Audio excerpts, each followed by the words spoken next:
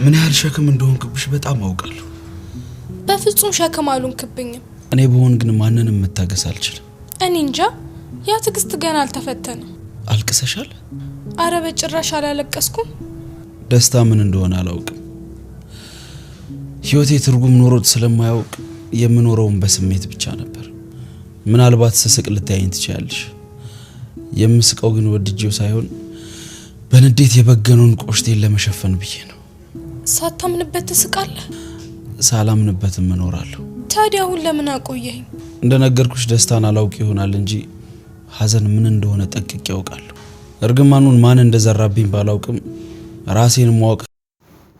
ሰላም ጤና ይስጥልኝ ውድ የሉሊት ድራማ ቤተሰቦች እንዴት ናችሁልኝ? እንኳን ወደ ቻናሌ በሰላም መጣችሁ።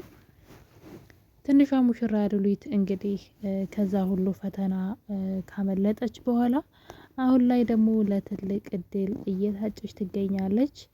እንደምናውቀው እንግዲህ ዴቭ ያደራ ልጁን በደንብ ተንከባክቦ ለማኖር ቢሞክርም ሚስቱ ግን እንዲሁ ያለ ምክንያት ከመሬት ተነስታ በቅናት ብቻ ምንም ነገር አድርጋት አይደለም። ምናልባት የልጅ ልጇ ትሆናለች በእድሜ ማለት ነው። በጣም ስማርትና ጎበዝ ልጅ ናት። ባሏ ያደንቃታል ልጅቷንና እሷ ደግሞ የሷን ያክል ምንም አይነት እንግዲህ እውቀት ወይም ደግሞ ችሎታ የላትም ወይም ደግሞ በራሷ አትተማመንም እና በልጅቷ ሲበዛ ትቀናባታለች። ሮዛ እንግዲህ ያልሰራችው ጥፋት የለም፣ ያላደረገችው ነገር የለም። አሁን ግን የሮዛ መጨረሻዋ እየደረሰ ያለ ይመስለኛል። ዴቭ እንግዲህ እዚህ ቀደም በህይወት ውስጥ አንዲት ሴት ነበረች። እናም ያች ሴት እንግዲህ በሆነ አጋጣሚ ከሱ ትለይና ወደ ሌላ ሀገር ትሄዳለች።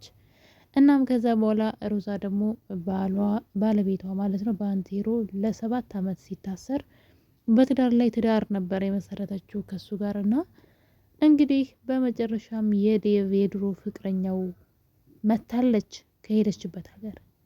ስለዚህ ሮዛ ከሱ ህይወት ውስጥ በጣም ጠግባለች ሲበዛ። ምክንያታዊ ብትሆን ደስ ይለኝ ነበረ። ለምታደርገው ነገር ሁሉ ቀንታ ነው ምክንያት ኑሯት ነው እንል ነበር። ግን ምንም አይነት ምክንያት ሳይኖራት እንዲሁ በጥጋብና በቅናት ብቻ ተነሳስታ ክፋትን አብዝታ ትሰራለች። እንግዲህ ሉሊት ላይ ብቻ አይደለም በነገራችን ላይ የባሏ ስራዎች እንዲደናቀፉ ሁሉ ድራማዎችን ትሰራ ነበረ። ብዙ እንቅፋቶችን ታደርግ ነበረ። የባሏን ፋይሎች እየበረበረች ለሌሎች ሰዎች አሳልፋ ትሰጥ ነበረ። የባሏን ውድቀት በአጠቃላይ ትፈልግ ነበረ። እንግዲህ ሉሊትን ብቻ ወይም ደግሞ በሉሊት ስለምትቀና ብቻ ሳይሆን በቃ ጥሩ አስተሳሰብ ስለሌላት ነው። ምናልባትም ትናንትናዋን ስለረሳች ይመስለኛል። እናም እንግዲህ ባንቴሮ እንደዛ ታሞ እንግዲህ ሞቱን እየተመኘችለት ትገኛለች። አንዴ መርዝ አንዴ የሆነ ነገር እየሰጠች በዛ ላይ ደግሞ ደስ ሲላት መጥፎ ቃላቶችን በመናገር ስለኔና ስላንተ ዴቭ ቢያውቅ እኮ አውቶ ውጭ ላይ ይወረውርሃል፣ እየተንፏቀቅ ማንም ሰው እንኳን አያነሳህም፣ እዛው ገምተህ ትሞታለህ ያለች ውስጡ እንዲሰማውና ራሱን እንዲያጠፋ የሚያደርግ ንግግር እየተናገረችው ትገኛለች። ይህ በዚህ እንዳለ እንግዲህ ዴቭ ለሉሊት ከውጭ የመጡ ሰዎች በጣም ጎበዝ ታታሪ ሰራተኛ እንደሆነች እና ክህሎቷን እንደምታሳይ ስላያት እነሱ ስራ እንዲሰጧት ይጠይቅላታል። እንደምታዩት እንደ እድሜዋ አይደለችም፣ በጣም ጎበዝ ናት። እንግዲህ ይህን የመሰለ አእምሮ ቅንጭላት ይዛ ነው እንግዲህ ስደት በበረሃ እንድትሄድ ስታደርጋት የነበረው፣ ለሽማግሌ አሳልፋ በገንዘብ ስጣት የነበረው። በጣም ልጅቷ በጣም በቃ ጂነስ እንትን ናት። በጣም ስማርት ነው አእምሮዋ እና በጣም ጎበዝ እንደ እድሜዋ እንኳ አይደለችም። በዛ ደግሞ ዴቭ በጣም ነው የሚደነቅባት። ሚስትየዋ እሱ ነገር አይመቻትም በፍጹም። ስለሷ ጥሩ ነገር እንኳን እንዲወራ አትፈልግም። እናም በመጨረሻ እንግዲህ እዛ ትልቅ የውጭ ድርጅት ውስጥ ይወስዳታል ማለት ነው ሉሊትን። ሉሊት እንግዲህ ስትሄድ በስርዓቱ የአበሻ ቀሚስ ለብሳ ነበረ። ሮዛ ግን እንዴት ነው እንደዚህ ለብሰሽ የምትሄጂው? ምን ትመስያለሽ? ይሄ እኮ መዘነጥ አይደለም፣ አንቺ ቤተ ክርስቲያን አንድ የምትሄጂው እያለች ታሽሟጥጣት ጀመረ። እሷ ደግሞ እንግዲህ እኛ እኮ የእነሱን ለብሰን የምንሄድ ከሆነ ምን ከእነሱ ይለየናል ታዲያ? ይሄ እኛ የአበሻ መለያ ነው፣ ለየት ማለት ስላለብን ነው ብላ ብትመክራትም እሷ ግን እንዳይሳካላት እንግዲህ በውስጧ ስትረግማት ነበረ። በመጨረሻም የሚገርመው ነገር ግን ያ መጥፎ ሰው የተባለው ባንቴሮ ደግሞ ስለ እሷ መልካሙን ሁሉ ሲመኝላትና እሷ ደግሞ እሱን በየቀኑ እግሩን እያጠበች ማሳጅ እያደረገች እንደዛ እንዳይነሳ ሆኖ ማለት እንትን ይሄ ምንድነው መራመድ አይችልም አይደለ? ስለዚህ ዊልቼር ላይ ቁጭ ብሎ ነው ያለው። እሷ ናት የምትንከባከበው። በነገራችን ላይ እኔ የእሱ ሰውዬ መቀየር በጣም ያስገርመኛል። እኔ ሰው አንዳንድ ሰዎች ለምንድን ነው መጥፎ ሰው የሚሆኑት ብለን ካሰብን ምክንያታዊ ናቸው። ባንቴሮ ለምን መጥፎ ሰው ሆነ? እንደዛ በጣም አውሬ፣ በጣም የሚያስፈራ ሰው ነበረ። ሉሊት እንዴት እንደሚያሰቃያት የነበረና ምን ኩኖ ነው ስትሉ የኋላ ታሪኩን ስታዩ ምክንያታዊ ነው ማለት ነው። ሮዛ ግን የትናንት ታሪኳ በድህነት ያለፈች ሰው ናት። ያገኘችውን እድል መጠቀም አልፈለገችም አሁን ላይ እና ያንን ትላንትናውን ሁሉ ረስታው በጣም ክፉና አጸያፊ ሴት ነው የሆነችው። የራሷን ደግሞ ውድቀቷ የራሷ ነው። ወደ ውድቀት ነው እየወሰዳት ያለው የምታደርገው ነገር ሁሉ።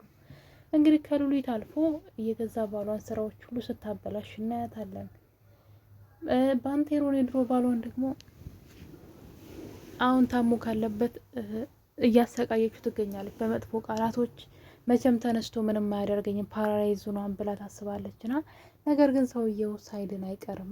ሆን ብሎ ነው ዝም ብሎ ቁጭ ያለውና የሉሊት ግን ምን ያክል ቀና ልብ እንዳላት እሱ ባንዴ ሲመለስ እሷ ስላደረገባት ነገር እንኳን ስለ ትላንትናው ሳታስታውስ ባንቴሮ ሆይ ሰው ሁን አለችው። አንተ ብቻ ሰው ሁን እንጂ እኔ አንተን አልቀየምም ብላ እሷ ብቻ ናት የምትንከባከበው። እንግዲህ አታውቀውም። መጀመሪያ ጊዜ ስታውቀው በጥላትነት ነው የተገናኛት። ማለት እሷን ለማጥፋት ብሎ ነው የተገናኘውትና ከዛ በፊት አታውቀውም። ምን አለ እሱ ያላት በቃ እንደዚህ አይነት ስርዓት ያለው ሰው እንዴት ነው ደስ የሚለው። ግን የምሬን ድራማ ታዩታላችሁ። የማታዩት ካላችሁ በጣም ተጎድታችኋል ማለት ይቻላል። በተለይ የሉሊትን ስነ ምግባርና ስርዓት፣ የዴቭን ደግሞ ታማኝነት፣ የወሰደውን ኃላፊነት ለስራው፣ ለቤቱ፣ ለሁሉ ነገር ለሚወስደው ኃላፊነት ሁሉ በጣም ታማኝ ሰው ነው። እስከ ጥግ ድረስ እስከ ሞት ድረስ ሄዶ ማለት ነው። ሮዛ ደግሞ የመጣችበት መንገድ በጣም የሚያስጠላ ሆኖ እያለ ያገኘችውን ደስታ፣ ፍቅር፣ መወደድ፣ የሚወዳት ባል፣ የሚያከብራት ባል፣ ጥሩ ላይፍ ስታገኝ አውሬ ሆነች። ምን እንደምትፈልግ እራሱ አይታወቅም። ማለት ምንድን ነው የፈለገችው ብትባል ምንም መልስ የላትም። ክፋትን አብዝታ ትሰራለች። ባንቴሮ ደግሞ እንዴት ነው በጣም መጥፎ ሰው ነበር። ማለት በኑሮ ምክንያት ነው መጥፎ የሆነው እንደ ሮዛ ሳይሆን በቃ የህይወት አጋጣሚ፣ አንዳንዴ መጥፎ አጋጣሚ ሲኖርብን መጥፎ እንሆናለን አይደል? ባንቴሮ እንደዛ ነው። ልክ ህይወቱ ሲስተካከልለትና ሰዎች በፍቅር ሲቀርቡት እሱ ራሱ ተስተካክሎ ተመልሷል። አሁን ላይ ማመን በሚያቅት ሁኔታ በጣም ደግና መልካም ሰው ሆኗል ማለት ነው። ስለዚህ የማይለወጥ ነገር የለም። ዋናው ትዕግስት ነው። ሮዛ ግን በጣም ነው ያሳዘነች። መጨረሻዋ በጣም ነው የሚያሳዝነው። ከዚህ ነገር ሁሉ እንግዲህ በኋላ ሉሊት ፈተናውን አልፋ ስራ እዛ ድርጅት ውስጥ ትቀጠራለች። በዚህም ሮዛ በጣም ትቀናና የሆነ ነገር ማድረግ ታስባለች። ሉሊት ወደ ቤቷ ከመጣች በኋላ ኮምፒውተሯ ላይ የተሰጣትን የስራ ኃላፊነት መስራት ትጀምራለች።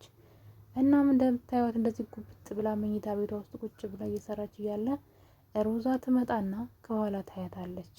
የምጽፈውን የምታደርገውን ሁሉ እያየች ፓስወርዷንም ስትዘጋው ታያታለች። በመጨረሻም እንግዲህ እሷ ዘግታ ከወጣች በኋላ ሮዛ ወደ ሉሊት ክላስ ተመልሳ ትገባና ሉሊት የሰራችውን ፋይል ሁሉ አበላሽታባታለች። እና በጣም ነው የሚያሳዝነው። ምን ያክል ምቀኛ አይነት ሰው እንደሆነች ተመልከቱ። ሉሊት መከራውን አይታ የሰራችውን ነገር ሁሉ አጥፍታለች። ሉሊት ደግሞ ሀገር ሰላም ነው ብላ ወደ ክላሷ ተመልሳ ኮምፒውተሩ ግን ተከፍቶ ነው ያገኘችው። እንዴት ነው ይሄን ነገር ዘግቼው ነበር የሄድኩት ማን ሊከፍተው ቻለ ብላ ግራ በመጋባት ውስጧ በጣም ተጠራጥሯል። ነገር ግን ዝም ብላ ዘግታ መልሳ አስቀምጠዋለች። ስለዚህ ሉሊት ይሄን ነገር ካላየችው እንግዲህ በቀጣይ ስራዋ ይበላሻል ማለት ነው። እና የሮዛ ተንኮል ከምን የመነጨ እንደው ምን አይነት ፍላጎት እንዳላት ራሱ ትንሽ ግራ የሚያጋባ ነው። አንዳንዴ ጥፋት ስናጠፋ ቢያንስ ምክንያታዊ ብንሆን፣ ለሰዎች እንቅፋት ስንሆን ምክንያታዊ ብንሆን መልካም ነው።